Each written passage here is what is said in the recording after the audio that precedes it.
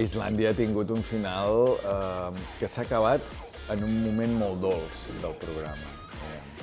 Això de mereixes o no mereixes, no ho sé, s'ha acabat en un bon moment, que és el més important amb els programes, no? Si a sobre haguessis pogut decidir tu que aquest era el moment d'acabar-ho, encara és més fantàstic per tu, però això ja saps com va. A vegades acabes tu els projectes, a vegades te'ls acaben, i a vegades s'acaben quan els programes van malament i a vegades s'acaben quan els programes van bé. Hi ha 1000 exemples d'això.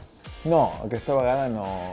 És a dir, jo amb 25 anys em vaig anar un any a Londres perquè havia començat a treballar molt jove i... Vol dir que ho hem de fer enguany. Tens 25 anys? Sí, no has marxat o has fet Erasmus tu ja? Clar, és que jo en aquell moment no hi havia Erasmus, me'l vaig com fabricar jo quan ja treballava, diguem, no? I llavors, quan va acabar el convidat, no? Que també és un altre moment semblant al d'ara, no? De dir, hòstia... I llavors vaig pensar, mira, el francès, que no n'he fet mai, doncs m'aniré a França i són dues de les millors coses que he fet a la vida. Però ara, en aquest moment, el cos no m'ho demana, diguem, aquesta cosa de marxar. Jo crec que això quasi et puc dir que no, perquè no és el que més m'agrada, i ja hi ha gent que ho fa, i que ho fa molt bé, i a mi m'agrada més altres programes, altres històries, no?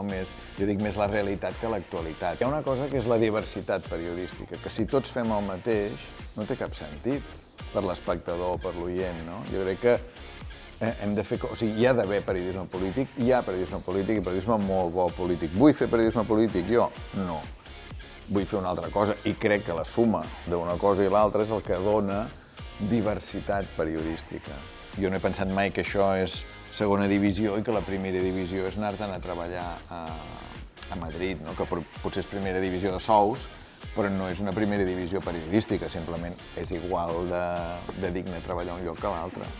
A veure, sense conèixer el cas per dins, el que sí que està clar és que una ràdio és molt més barata de fer que no pas una tele. Una tele és molt més cara de fer. Llavors, per tenir uns ingressos que et permetin més o menys cobrir unes despeses d'una televisió digna, has de tenir molts ingressos, diguem, molts ingressos publicitaris. Llavors, el mercat publicitari, això ja hauria de conèixer més, hauries d'estar treballant a dins, no ho sé. Fins ara no hi ha hagut cap experiència reeixida, continuada, de televisió privada. I és una llàstima. Tant de bo n'hi hagués una, perquè hi guanyaríem tots els que ens volem dedicar a treballar en català, amb la nostra llengua i el nostre país, diguem, no? I TV3 també hi guanyaria, perquè a TV3 li deixarien de demanar coses per ser la pública i per ser l'única que és en català, diguem, no? És una bona pregunta, aquesta, no sé. Jo, com que formo part del club aquest de gent que ho guardem tot, ja des de fa molts anys, sí.